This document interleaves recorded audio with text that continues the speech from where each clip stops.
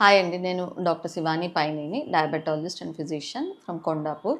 So, ఇవాళ మనకి బాగా ఎక్కువగా మనం మాట్లాడుకునే టాపిక్ టైప్ 2 డయాబెటిస్‌లో. చాలా యంగ్ పీపుల్‌లో మనం డయాబెటిస్ అనేది చూస్తున్నాం. అసలది ఎందుకొస్తుంది? దాన్ని అవాయిడ్ చేయడం ఎలాగా? ఏంటి అనేది దాని గురించి మాట్లాడదాం. సో, ఫస్ట్ ఆఫ్ ఆల్ మనకి డయాబెటిస్‌లో చాలా రకాలున్నాయి. బట్ మనం కామన్‌గా చూస్తున్నది టైప్ 2 డయాబెటిస్, టైప్ 1 డయాబెటిస్, కొన్ని మోడీ అని ఇంకొక ఇది ఉంది. Mature onset diabetes in young అని. సో, అది కూడా కొంచెం ఎక్కువగానే చూస్తుంటాం. ఇంకా చాలా రకాల డయాబెటిస్‌లు ఉన్నాయి. బట్ మనకి కామన్‌గా చూసేవి టైప్ 2 డయాబెటిస్, టైప్ 1 డయాబెటిస్, ఆ తర్వాత మోడీ. సో, మనకి ఈ ఈ టైప్ 2 డయాబెటిస్ ఎందుకొస్తుంది? టైప్ 1 డయాబెటిస్ ఎందుకొస్తుంది? టైప్ 2 డయాబెటిస్ అనేది మనకి ఒకప్పుడు చూసుకుంటే గనక ఫ్యామిలీలో మన పేరెంట్స్‌కి గానీ, గ్రాండ్ పేరెంట్స్‌కి కానీ ఎవరికన్నా ఉంటే గనక మనకి ఒక ఏజ్ దాటిన తర్వాత మనకి టైప్ 2 డయాబెటిస్ అనేది కామన్‌గా మనం చూసేవాళ్ళం. ఫర్ ఎగ్జాంపుల్ ఒక 20, 30 ఇయర్స్ బ్యాక్ మన పేరెంట్స్‌కి ఉన్నప్పుడు డయాబెటిస్ ఉంది అనంటే మనకు కూడా ఒక 50 ఇయర్స్ దాటిన తర్వాత మనకి టైప్ 2 డయాబెటిస్ అనేది చాలా కామన్‌గా మనం వాళ్ళలో చూసేవాళ్ళం. సో, ఇది కామన్. ఇది వాళ్ళలో ఫ్యామిలీ హిస్టరీ ఉంది కాబట్టి హెరిడిటీ వల్ల మనకి కామన్‌గా చూస్తున్నాం. సో, ఇది టైప్ 2 డయాబెటిస్. టైప్ 1 డయాబెటిస్ ఎందుకొస్తుంది అనంటే మేజర్‌గా ఆటో ఇమ్యూనిటీ వల్ల. ఆటో ఇమ్యూనిటీ వలన ఏమవుతుందంటే మన బాడీలో ఉన్న రోగనిరోధక శక్తి మన ఇన్సులిన్ ప్రొడ్యూసింగ్ సెల్స్‌ని అటాక్ చేసి చంపేస్తుంది. చంపేసినప్పుడు ఏమవుతుంది? మన బాడీలో ఇన్సులిన్ ఉత్పత్తి అనేది ఆగిపోతుంది. సో, దాన్ని టైప్ 1 డయాబెటిస్ అంటాము. అది యూజువల్‌గా చిన్న పిల్లల్లో చూస్తాము. ఈ టైప్ 1 డయాబెటిస్‌లో ఇన్సులిన్ అనేది బాడీలో ఉండదు కాబట్టి మనం బయట నుంచి ఇన్సులిన్ మీద డిపెండ్ అవ్వాలి. కానీ టైప్ 2 డయాబెటిస్‌లో ఏమవుతుంది అనంటే ఇన్సులిన్ రెసిస్టెన్స్ ఉంటుంది. ఇన్సులిన్ రెసిస్టెన్స్ అంటే ఏంటి? మన బాడీలో ఇన్సులిన్ ఏదైతే ఉత్పత్తి అవుతుందో అది ప్రాపర్‌గా పని చేయదు బాడీలో ఫర్ వేరియస్ రీజన్స్. దానివలన మనకి టైప్ 2 డయాబెటిస్ అనేది వస్తుంది. పోను long duration of type 2 diabetes వచ్చినప్పుడు ఇన్సులిన్ రెసిస్టెన్స్ పెరగడంతో పాటు ఇన్సులిన్ ప్రొడక్షన్ అనేది కూడా తగ్గడం స్టార్ట్ అవుతుంది. సో, అలాంటప్పుడు మనం ఎక్కువ డ్యూరేషన్ ఆఫ్ డయాబెటిస్ ఉన్నప్పుడు మనం ఇన్సులిన్ అవసరం పడొచ్చు. సో, ఇది టైప్ 2 డయాబెటిస్. మోడీ అంటే మనకి జనరేషన్స్‌లో పాస్ అవుతుంది. యంగ్ పీపుల్‌లో మనం ఈ జెనెటిక్ ఇది ఉంటుంది. జీన్ సిట్యుయేషన్ అనమాట అది. సో, 3 జనరేషన్స్ నుంచి వస్తూ ఉంటుంది. దాన్ని మనం అవాయిడ్ చేయలేం మళ్ళీ. లైక్ టైప్ 1 డయాబెటిస్ లాగా అది మన చేతుల్లో లేదు. సో, వెరీ యంగ్ ఏజ్‌లో 20, 30స్‌లో అది చూస్తున్నాం. అది మోడీ. సో, మన యంగ్ పేషెంట్స్‌లో మనం చూసే డయాబెటిస్ రకాలు ఏంటి అనంటే మోడీ, టైప్ 1 డయాబెటిస్ కొంచెం 20 ఇయర్స్ వరకు కూడా చూస్తున్నాం. ఇప్పుడు ఎక్కువైంది ఏంటి అనంటే టైప్ 2 డయాబెటిస్. ఇది కాకుండా ఇంకొకటుంది. క్రానిక్ ప్యాంక్రియాటైటిస్ వలన వచ్చే డయాబెటిస్. మన ఆల్కహాల్ ఎక్కువగా కన్జ్యూమ్ చేసే వాళ్ళల్లో కానివ్వండి, ఆహ్, ప్యాంక్రియాస్‌లో స్టోన్స్ రావడం వల్ల కానివ్వండి, వీటి వలన ఏమవుతుందంటే ప్యాంక్రియాస్ దెబ్బతింటుంది. సో, ఈ ప్యాంక్రియాస్ దెబ్బతినడం వల్ల కూడా ఇన్సులిన్ ప్రొడక్షన్ అనేది తగ్గిపోతుంది. సో, దీనివల్ల కూడా మనకి డయాబెటిస్ అనేది వస్తుంది.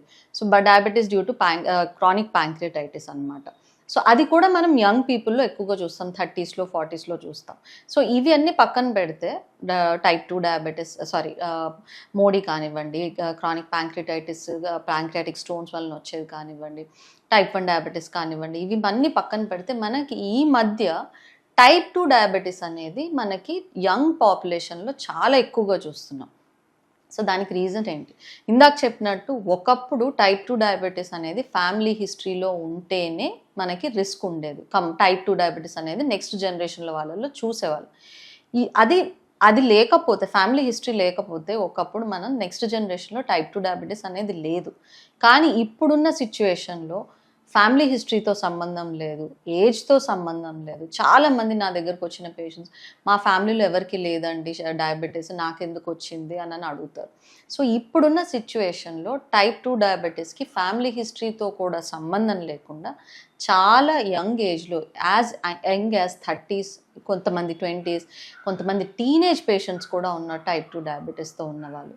సో, దీనికి మెయిన్ రీజన్ ఏంటి అనంటే మనం ప్రతిసారి మాట్లాడుకున్నట్టే టైప్ 2 డయాబెటిస్ అనేది మెటబాలిక్ డిజార్డర్. మనం ఎప్పుడైతే మన లైఫ్ స్టైల్‌ని ఆర్డర్‌లో పెట్టుకోమో అప్పుడే ఈ డిజార్డర్ అనేది వస్తుంది. సో మనకి ఇప్పుడు ఈ ఈ ఇప్పుడు మనకు జరిగిన చేంజెస్ ఏంటి అంటే ఒక 2-3 డెకేడ్స్ ముందు వరకు ఇప్పుడు ఉన్న డిఫరెన్స్ ఏంటి అని అంటే మెయిన్గా మన ఫుడ్ హ్యాబిట్స్ మారిపోయినాయి. ఫుడ్ హ్యాబిట్స్ మన వెస్టర్న్ ఇన్ఫ్లుయెన్స్ వలన జంక్ ఫుడ్ తినే అలవాటు ఎక్కువైపోయింది, ప్రాసెస్డ్ ఫుడ్ తినడం ఎక్కువైపోయింది, ప్యాకెటెడ్ స్నాక్స్ తినడం ఎక్కువైపోయింది, కూల్ డ్రింక్స్ కానివ్వండి, ఫ్రూట్ జ్యూసెస్ కానివ్వండి, ఈ మైదాతో చేసిన స్నాక్స్ కానివ్వండి, బయట ఫుడ్ కానివ్వండి, చాక్లెట్స్ కానివ్వండి. ఒక 30 ఇయర్స్ బ్యాక్ చూస్తే ఇవన్నీ లేవు.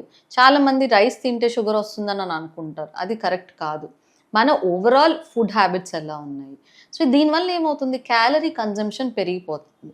క్యాలరీ కన్జంప్షన్ పెరిగిపోవడం వల్ల వెయిట్ గెయిన్ అవుతున్నారు. వెయిట్ గెయిన్ అవ్వడం వల్ల ఇన్సులిన్ రెసిస్టెన్స్ వస్తుంది. దీనివల్ల టైప్ 2 డయాబెటీస్ కామన్గా చూస్తున్నాం. సో దీంతో పాటు సరే తింటున్నారా అంటే తిన్నది ఖర్చు పెడుతున్నామా అంటే అది లేదు. సో ఎంత అన్హెల్దీ ఈటింగ్ హ్యాబిట్స్ పెరుగుతున్నాయో ఫిజికల్ యాక్టివిటీ అంత తగ్గుతూ వస్తుంది. సో మన గ్రాండ్ పేరెంట్స్ అందరూ అన్నమే తిన్నారు, కానీ వాళ్ళు చేసిన ఫిజికల్ యాక్టివిటీకి ఇప్పుడు మనకున్న ఫిజికల్ యాక్టివిటీకి చాలా డిఫరెన్స్ ఉంది. ఇప్పుడు మన ప్రతి ఇంట్లో చేసుకునే ప్రతి పనికి కూడా మెషిన్సే వచ్చినాయి. సో మనం చేసేదంటూ చాలా మన ఫిజికల్గా మనం మజిల్ మూమెంట్ కానివ్వండి, ఫిజికల్ యాక్టివిటీ కానివ్వండి చాలా తక్కువ అయిపోయింది. సో మేజర్గా ఈ ప్రాబ్లం, ఒకటి food, 2 lack of physical activity, 3 stress, work stress కావచ్చు, పర్సనల్ స్ట్రెస్ కావచ్చు వీటి వలన, అండ్ స్లీప్ సరిగ్గా లేకపోవడం. ఇంకొకటి మనకి చాలా ఈ మధ్య ఎక్కువైంది అంటే డ్రింకింగ్, స్మోకింగ్. ఇవన్నీ కలిసి ఉండడం వల్ల మనకి వెయిట్ గెయిన్ ఎక్కువ అవుతున్నారు. ఎస్పెషల్లీ మనం చూస్తే పోస్ట్ కోవిడ్ తర్వాత మనకి లాక్డౌన్ అయినప్పుడు చాలామంది ఇంట్లోనే ఉండి చాలా వెయిట్ గెయిన్ అయ్యారు. సో పోస్ట్ కోవిడ్ తర్వాత ఇవి మన టైప్ 2 డయాబెటీస్ యంగ్ పీపుల్లో 20s 30s 40sలో మనం చాలా మందిలో చూస్తున్నాం. దీనికి మెయిన్ కారణం మన లైఫ్ స్టైల్ ప్రాపర్గా లేకపోవడం వల్ల. సో మన లైఫ్ స్టైల్ ప్రాపర్గా ఉంటే మనము అవాయిడ్ చేయొచ్చు. ఈవెన్ ఫ్యామిలీ హిస్టరీ ఉన్నా కూడా టైప్ 2 డయాబెటీస్ మనం వీలైనంత డిలే చేయొచ్చు. So ultimately it is our life style that we need to take care of.